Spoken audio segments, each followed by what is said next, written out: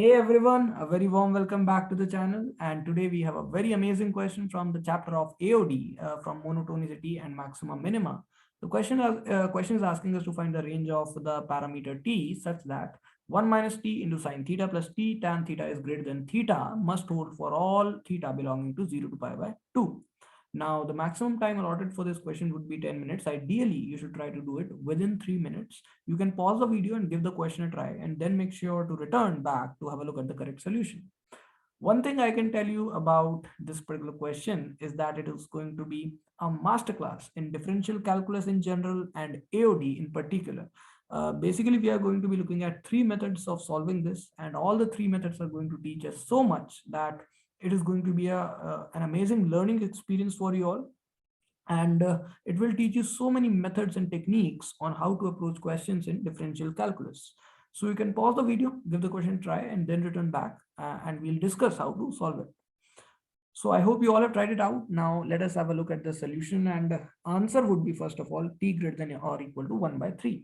Concepts and formulas used in this question are that when the derivative of a function is greater than 0, it will show increasing nature in that interval, and if its derivative is less than 0, it would be decreasing in nature.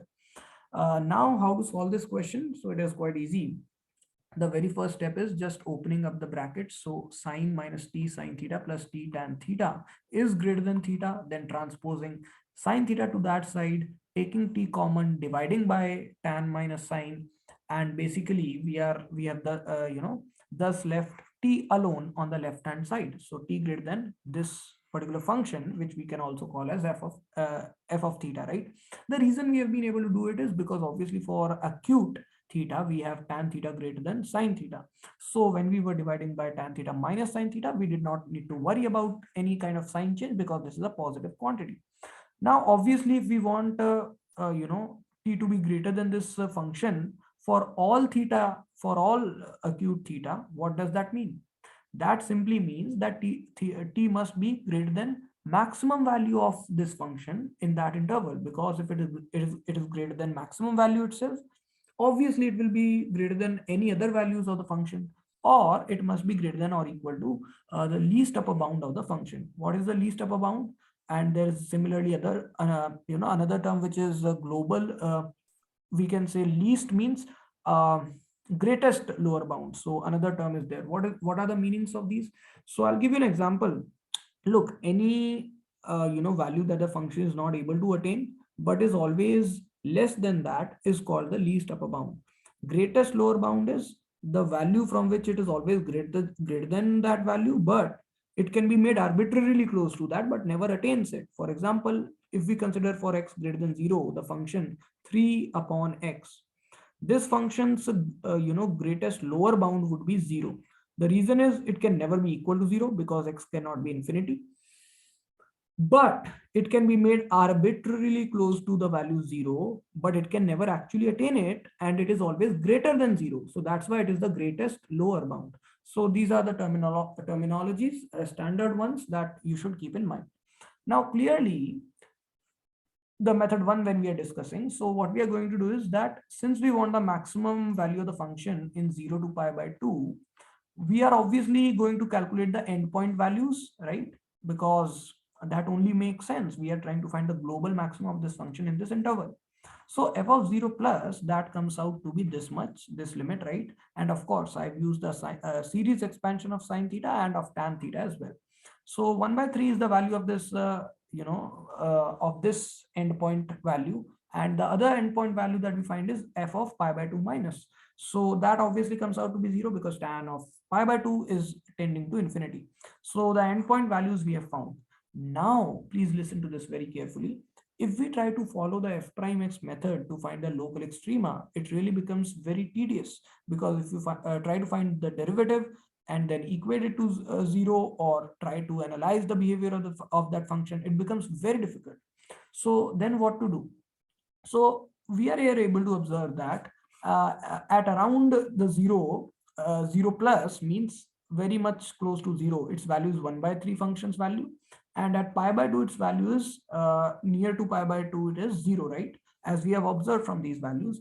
So let us hope that the function is a decreasing one. We are hoping that the function is decreasing like this, correct? So what we are saying is, and this is just something that we are hoping, we are making a conjecture out of it. We don't have any concrete proofs as of yet. So we are just hoping that this is a decreasing function just by these two values. And we are hoping that thus 1 by 3 becomes the maximum value or the least upper bound of this function. So conjecture we are making that this function is always less than 1 by 3 due to the decreasing nature, and for all theta, acute theta. Of course, this will be true if and only if the cross multiplication is also true. So you cross multiply, you get 3 theta minus 3 sine theta is less than tan theta minus sine theta. On rearranging and transposing all the terms to the right hand side, it becomes tan theta plus 2 sine theta minus 3 theta greater than 0. So this is basically what we wish to prove or show. Of course, this is this entire thing we can call as g of theta. We observe that g0 is actually 0 and g prime theta is secant square theta plus 2 cos theta minus 3, which can obviously be written in this manner after taking secant square theta as common. The cubic in cosine theta can then be factorized as 1 minus cos whole square into 2 cos plus 1, which clearly is always greater than 0 for all acute theta because these are square terms and 2 cos theta plus 1 is obviously positive. G prime theta, if I have been able to show, is always greater than 0, then G theta would be an increasing function. That would imply G theta is greater than G0, but G0 is actually 0 as we have already seen and observed here. So G theta must be greater than 0. But that completes the proof. Why? Because that's what we needed to prove, G theta greater than 0. Once we have proven that, it means that indeed we can say that this function would be always less than 1 by 3, and that pretty much sums it up. It means this is the least upper bound of the function f of theta, and that would imply t greater than or equal to 1 by 3 because we have already shown that t must be greater than equal to least upper bound. So yeah, that's pretty much what we have done. Now let us look at the method number 2, where we actually go on to find f prime theta. F prime theta comes out to be this much. On converting everything into sine and cos in the numerator, this is the expression that we are left with, and this comes out as common. Then on manipulating cancellations, etc., this becomes this quantity. Now observe that this entire quantity is obviously a positive function because 1 minus cos has to be positive, square terms are going to be positive. So for all acute theta, we are able to observe that this is a positive quantity. So we only need to now worry about the sign of this function, the remaining function, remaining part of the function. So that we are calling as g of theta equal to sine 2 theta plus sine theta minus theta into 1 plus cos square plus cos theta. Now what we are doing is we are going to write it as 2 sine theta cos theta, right? And sine theta cos theta we can write in terms of tan theta by 2. So let us call tan theta by 2 as u. So sine theta I have written as 2u upon 1 plus u square, and cos theta I have written as 1 minus u square upon 1 plus u square throughout this, throughout the values in this expression of g of theta. Of course, 1 plus cos theta would become 2 upon 1 plus u square, and remaining terms also we have converted in terms of u. Now, the thing is that how does this help us out? So let us see. If you take the LCM and after taking the LCM, you simplify it, this is the expression that you get. Now, this is actually g of theta, right? Now let us do two things. First of all, you put theta by 2 as x. Since theta was ranging from 0 to pi by 2, x would range from 0 to pi by 4. Now, after that, we consider the numerator of this function because the denominator is anyway positive. The square of anything is positive. So numerator of g theta would be h of x, where I have substituted theta equals to 2x, and this becomes 6 tan x minus 2 tan cube x minus 2x into 3 plus tan power 4x. Now, if you actually go on to find h prime x, it comes out to be this quantity, which is obviously less than 0. All these quantities are positive. So with a negative sign, if we are having, it would be negative. So it means derivative of h of x is less than 0, means h of x is decreasing. But that would also mean hx less than h0. But what is h of 0? You find it, h of 0 is obviously 0 only. So h of x would be less than 0 for all x in the interval 0 to pi by 4. But since g of theta is numerator h upon a positive quantity, And since the numerator is always negative, so obviously g theta would also always be negative in theta belonging to 0 to pi by 2. So, but the thing is that f prime theta was equal to this entire positive function into g of theta. So since g of theta is less than 0, of course, the same sign would be followed by f prime theta as well. So f prime theta is always less than 0, right? For all acute theta. So f theta is a decreasing function. So f theta would be less than f of 0 plus for all acute theta, and f of 0 plus we were already able to see it is actually 1 by 3, but it is not the maximum value. It is the least upper bound. It is not able to attain the value 1 by 3. It is just a limit. It is not attaining it, right? So that's the reason why this is acting as the least upper bound. And of course, function is always less than this value. So yes, indeed, it is the least upper bound.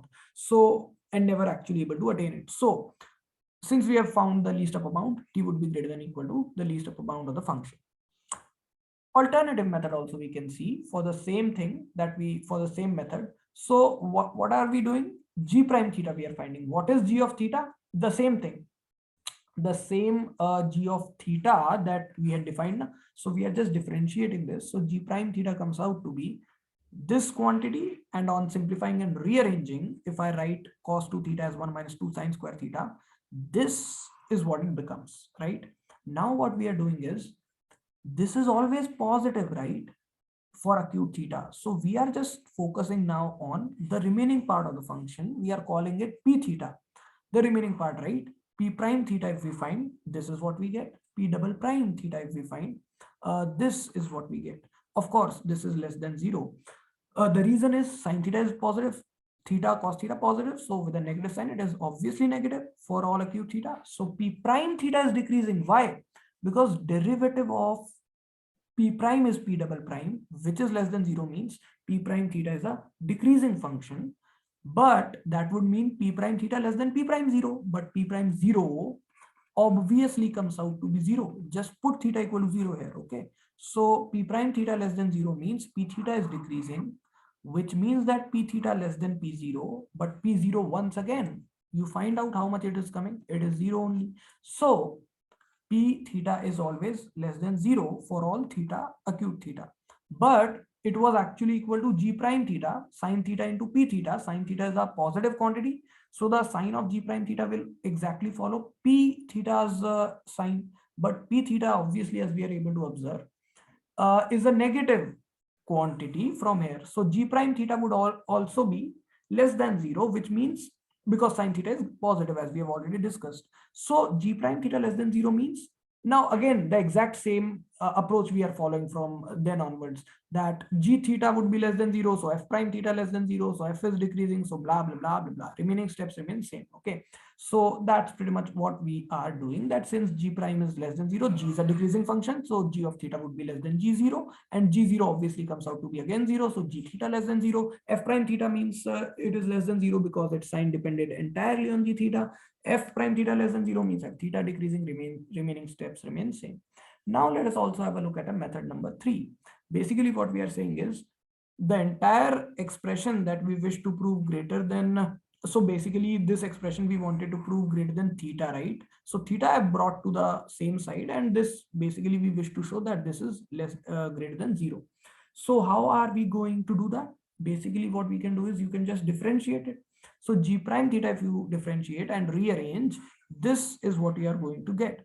Now observe that G0 and G prime 0 are both 0. So what to do? It means that at 0 the function value is 0 and derivative also 0, right? Now if we want to analyze the slope of this curve as it moves forward from 0 onwards, obviously it must be positive so that the function is able to rise. Otherwise, if it is negative, it will have to decrease. But we don't want that. The function would become negative. We want it to be positive. This point you're getting. So it means that for theta tending to 0 from the right hand side, G prime theta must start becoming positive. At 0 it is 0, but then it must start becoming positive so that G theta is able to become positive, right? So in the right neighborhood of 0. But clearly this is a positive quantity, because 1 minus cos cube is also positive, square of this is also positive. So the remaining quantity must be greater than 0 then. Now the thing is, okay, now, very important. Secant theta is 1 plus, right? Because as theta tends to 0 plus, secant theta will tend to 1 from the right hand side only. So this actually becomes around 1 by 3, but t must be greater than or equal to 1 by 3, because it must be actually greater than 1 by 3, minus, you can see. So you will easily observe that it must be greater than or equal to 1 by 3. So that's the kind of logic that we are applying. But easily you can observe that for t greater than or equal to 1 by 3, this will always be positive for any acute angle. The reason is, this is a decreasing or an increasing function from 0 to pi by 2. Very easy to see. Secant is an increasing function for acute theta. So this entire function is also increasing then. So the reciprocal would be decreasing. So it means that at 0 plus, it attains its least upper bound, or kind of the maximum value also, if that makes it easier for you to understand. But strictly speaking, it would be least upper bound only, because this is a decreasing function. At 0 plus, its value is 1 by 3, as we have already observed. So basically what we are saying is that at 0 plus, it attains its maximum value or the least upper bound, which is 1 by 3. So if t is greater than equal to 1 by 3 already, which we have proved due to this analysis, it means that this entire thing will obviously be positive, because look, try to understand. Its maximum value is 1 by 3 and t is greater than already 1 by 3. So t would always be greater than any value of this function, right?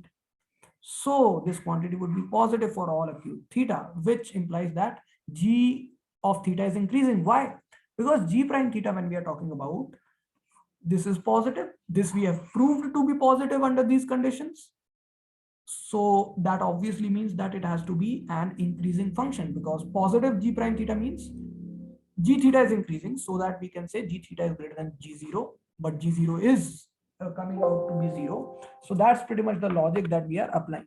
And once you establish this, the answer is straightforward. T greater than equal to 1 by 3. So basically what we have proven is that once that t greater than equal to 1 by 3 must hold true for that initial rising of the function.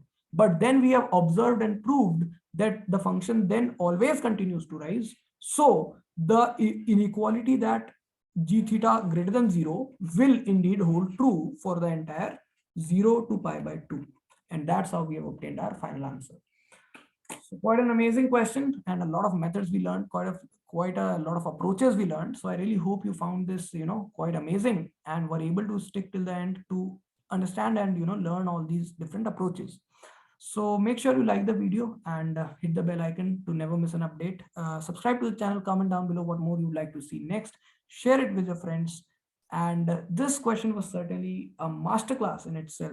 And I'm pretty sure you must have found this useful. I'll keep bringing these kinds of videos. Drop a like to, encourage me, and I'll see you all in the next one.